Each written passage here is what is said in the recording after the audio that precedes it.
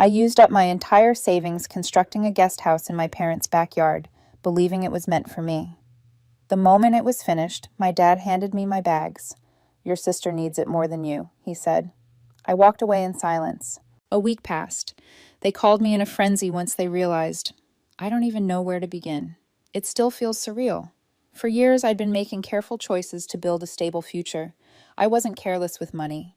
I never acted irresponsibly. I followed every rule, did everything right. When I finally accepted that buying a home on my own was out of reach, it was my parents who came up with the idea.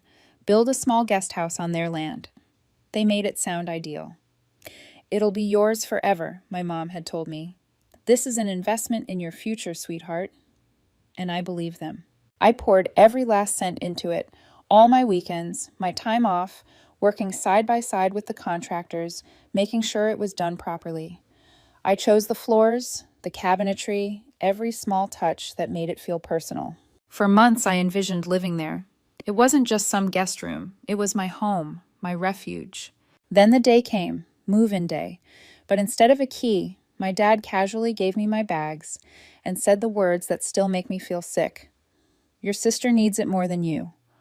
Just like that, as if I meant nothing. What hurt the most was how normal they made it seem. There was no regret, no pause. They'd made the choice long before I ever knew. I stood there stunned, half expecting him to grin and say it was a joke, but he didn't. I turned to my mother, hoping to see some remorse, some doubt. She only sighed and smiled, as if this was the most logical thing in the world. "You're young, Emily.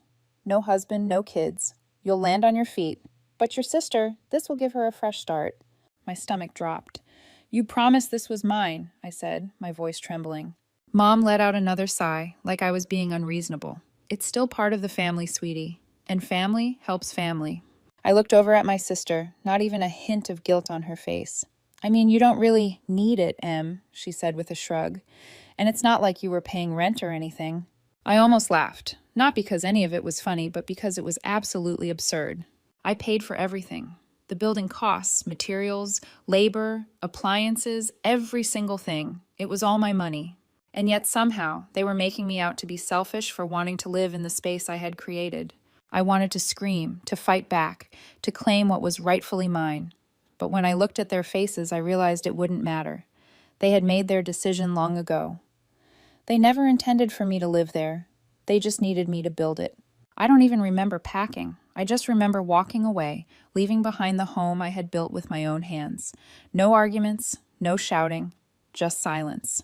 I just left, and I think that confused them more than anything. Maybe they expected me to beg, to try to negotiate, to fight for something that was already mine. I was too tired, so I walked out, and that's when the real silence started. At first, they didn't call, didn't check in. I think they assumed I'd come crawling back. Maybe they thought I'd change my mind and offer to just share the guest house with my sister.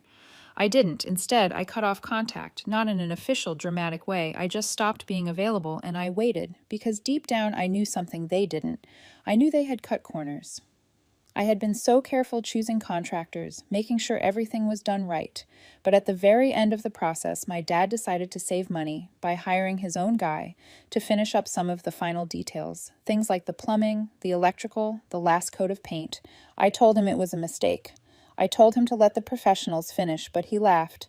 "Emily, you worry too much. My guy knows what he's doing, besides why? Waste more money." I let it go after all. I was the one who was going. To be living there, something went wrong. I'd deal with it. But now, it was my sister's problem. A week later, the call started first, my mom. I let it go to voicemail, then my sister. I ignored her, then my dad.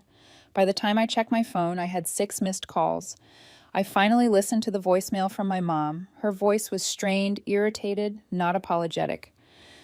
"Emily, I don't know if you did something or if you knew something, but the guest house has a major issue. The plumbing is leaking into the walls. The electrician must have messed something up because the power keeps going out. And there's a terrible smell coming from somewhere inside. Your sister can't even move in yet. We need to talk." I played it twice, then I left. Not because I did anything, not because I planned it, but because they did this to themselves the moment I left. They realized how much they needed me, and I wasn't coming back. I ignored my mother's voicemail. Not out of pettiness, not because I wanted revenge, but because for the first time in my life, it wasn't my problem. I didn't do anything to that house. I hadn't sabotaged it, hadn't left anything unfinished. The only thing I had done was walk away, and now, a week later, it was already falling apart. I sat with my phone in my lap, staring at the missed calls. I knew I should have felt something. Satisfaction. Anger. Relief. But mostly I just felt empty, because this wasn't just about the house. It wasn't about the money I had spent or the time I had wasted. It was about everything that led up to that moment, because deep down, I had always known my family had never treated me the same way they treated my sister. But I had convinced myself that if I worked hard enough, if I was useful enough, if I was good enough, they would see me as just as important. I had spent my entire life trying to prove myself to people who would never choose me. And this was just the final proof, because I had literally built a home for myself in their world, and the moment it was finished, they had kicked me out like I was nothing. I turned off my phone and let myself remember. It started when we were kids. My sister Lisa was the baby. She could do no wrong. If we got into an argument, it was always my fault if something broke in the house. Lisa could lie straight to my parents' faces, and they would still find a way to blame me. She's younger than you, Emily. You need to set an example. You're just being difficult. I learned young that Lisa didn't have to take responsibility for anything, because I would always be expected to pick up the pieces. I can't even count the number of times she lost something important, her phone, her wallet, even her passport once, and somehow I was the one sent to help fix it. But the worst part, she was never grateful. Not once, not when I covered for her, when she skipped class, not when I gave her money, when she blew through her allowance, not when she crashed my car and lied to my parents that it was my fault, and my parents, they never cared about fairness. They cared about keeping Lisa happy. I still remember the day I realized just how deep that went. It was the summer before college. I had been saving every penny I made from my part-time job, planning to buy a used car so I wouldn't have to rely on rides. My parents had promised to match whatever I saved, so I worked all summer, barely spending anything. Then 2 weeks before I was supposed to buy the car, Lisa wrecked hers.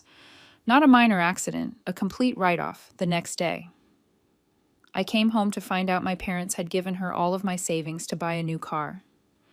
Lisa needs it more, my mom had said when I confronted her. You're leaving for college soon. She still has to get to school.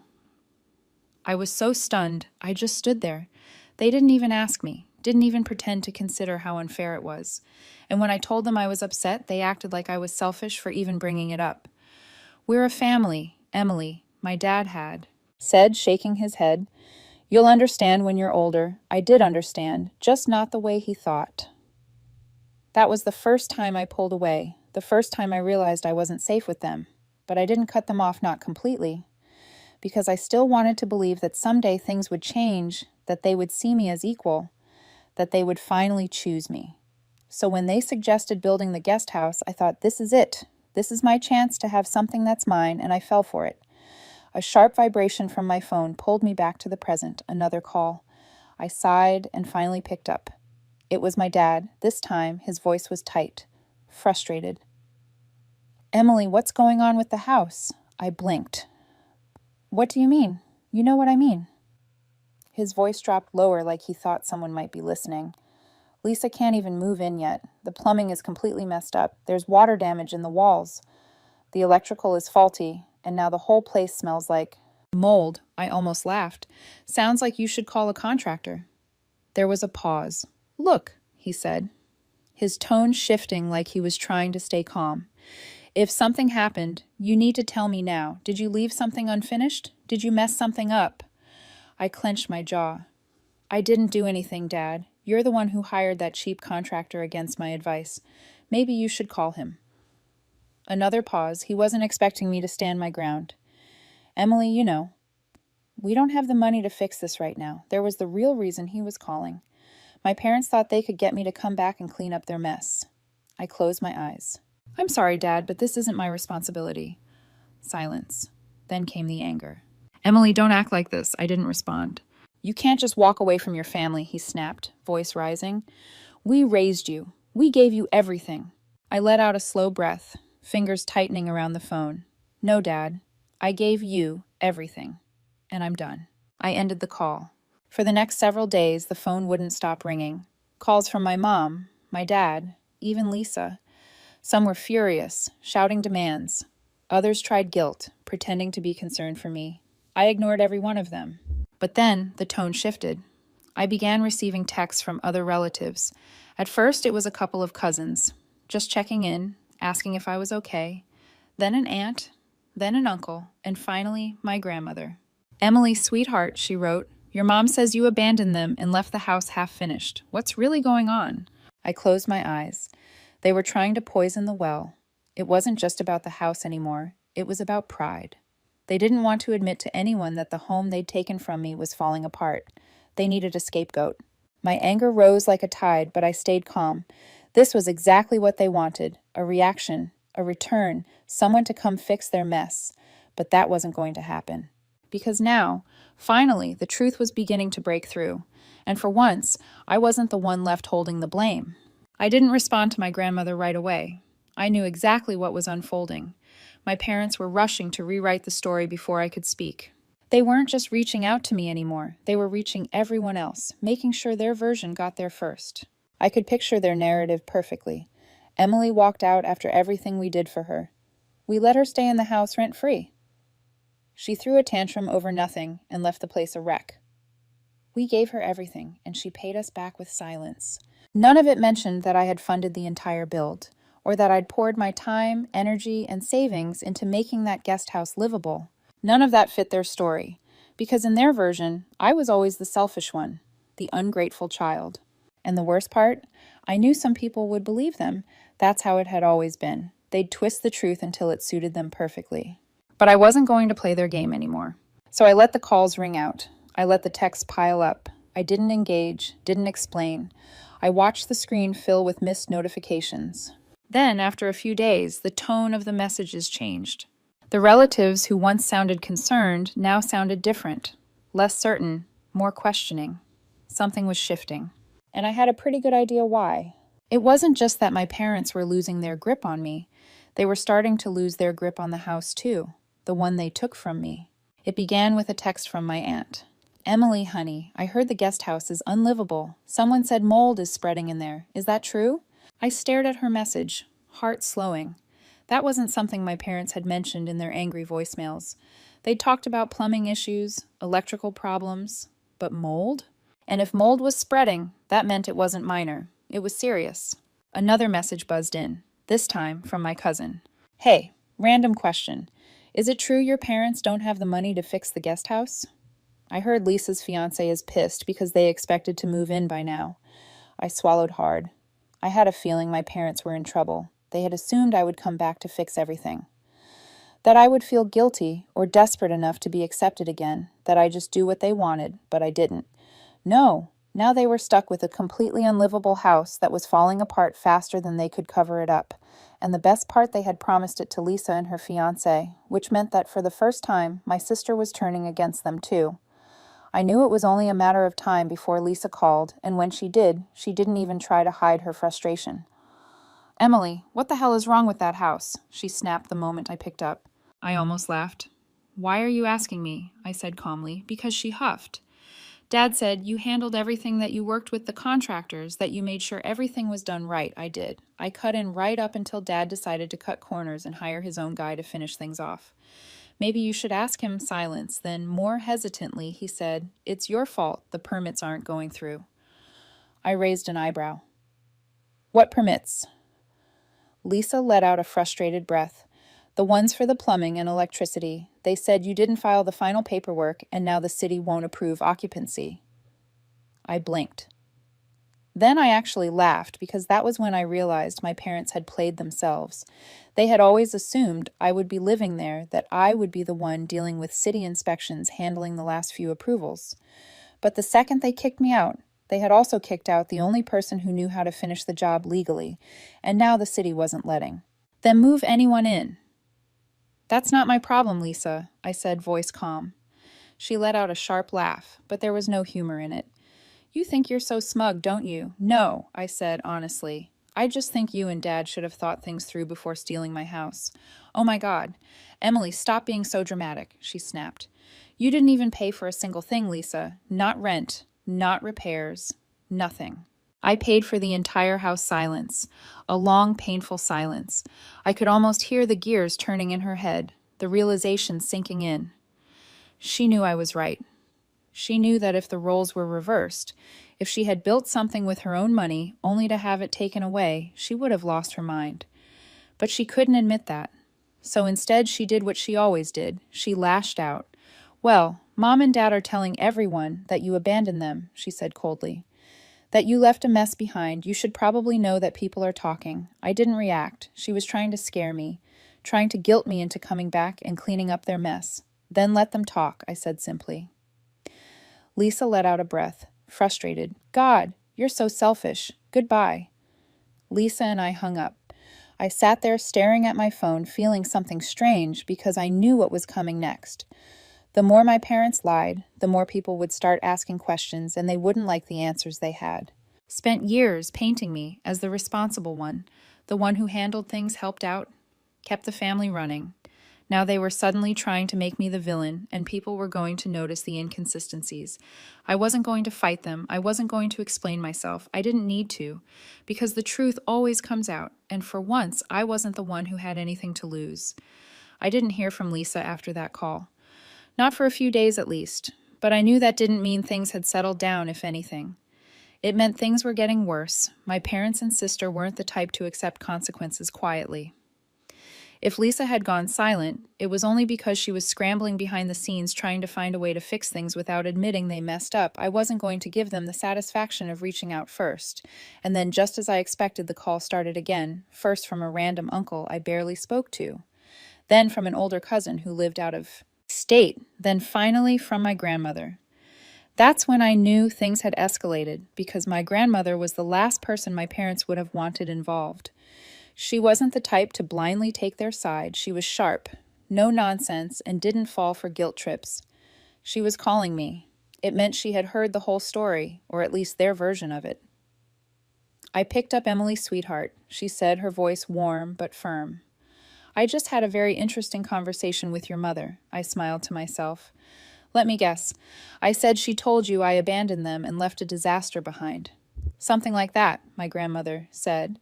I could hear the skepticism in her tone, but I've known you a long time, and that didn't sound quite right to me. I exhaled slowly. What did she say? That you stormed off over a silly misunderstanding, left the guest house unfinished, and now your poor sister and her fiancé have nowhere to live, and of course, she and your father are heartbroken that you've turned your back on the family. I let out a short laugh. Did she mention that I paid for the entire house? There was a pause. Then, dryly, no, I don't believe she did. Of course she didn't. So what really happened? My grandmother asked. And for the first time, I told someone the full truth. I told her how my parents had encouraged me to build the guest house, promising it would be mine, how I had used my own savings and spent months managing the construction, picking out materials, making sure everything was perfect. And then the moment it was finished, they gave it away to Lisa. My grandmother didn't interrupt me. Once she just listened, and when I was done, she let out a slow, measured breath. That's low, she finally said. Yeah, I muttered. And let me guess, she continued. They expected you to come crawling back the moment things started falling apart. Bingo. There was a pause. Then she said something. I wasn't expecting you should come to Sunday dinner. I blinked. What everyone's going to be. There, she said, a hint of amusement in her voice. I think it's time you let everyone hear your side, Grandma said. I paused. It wasn't that I feared my parents. I was long past needing their approval. But confronting them in front of the whole family, that was a whole different story. Grandma, I'm not sure I want to, I admitted. I'm not telling you to make a scene, she cut in. I'm just saying, let them dig their own grave. I thought about that, and slowly a small smile crept across my face. All right, I said, I'll come. Sunday dinner. I showed up 10 minutes late, intentionally. The second I stepped through the door, I felt the change in atmosphere. People had clearly heard rumors. Some gave me curious glances. Others shifted uncomfortably. Then there were the few, my aunt, a couple of cousins, who gave subtle nods, like they were already in on the truth. Lisa sat stiffly beside our parents, arms tightly crossed. She didn't look at me. My mom forced a cheerful tone. "Oh, Emily, you actually came."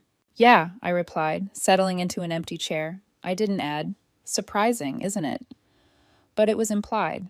Dinner began with stiff conversation, the kind where tension crackled beneath every word.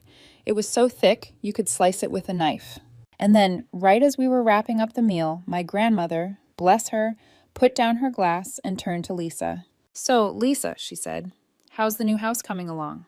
The room went silent. Lisa's jaw clenched. "We're still dealing with a few problems," she muttered. My dad jumped in quickly. "Oh, nothing serious," he said with a chuckle. Grandma raised her brows. "What sort of problems?" Lisa gave him a sharp look, but my dad cleared his throat and replied, "Just some plumbing issues, a few electrical glitches. Really, nothing big. Minor delays." I nearly laughed out loud. Minor delays. That's what they were calling it. Then Grandma turned to me. "Emily, dear," she said, "weren't you the one overseeing that construction?" All eyes shifted toward me. I took a slow sip from my glass before setting it down. "I was," I said calmly, "up until Dad decided to bring in a cheaper contractor behind my back to cut costs." I paused, then added with a shrug, "I warned him it was a mistake, but hey, what do I know?" The silence that followed was deafening. Lisa's cheeks flushed bright red. My mom's fake smile faltered.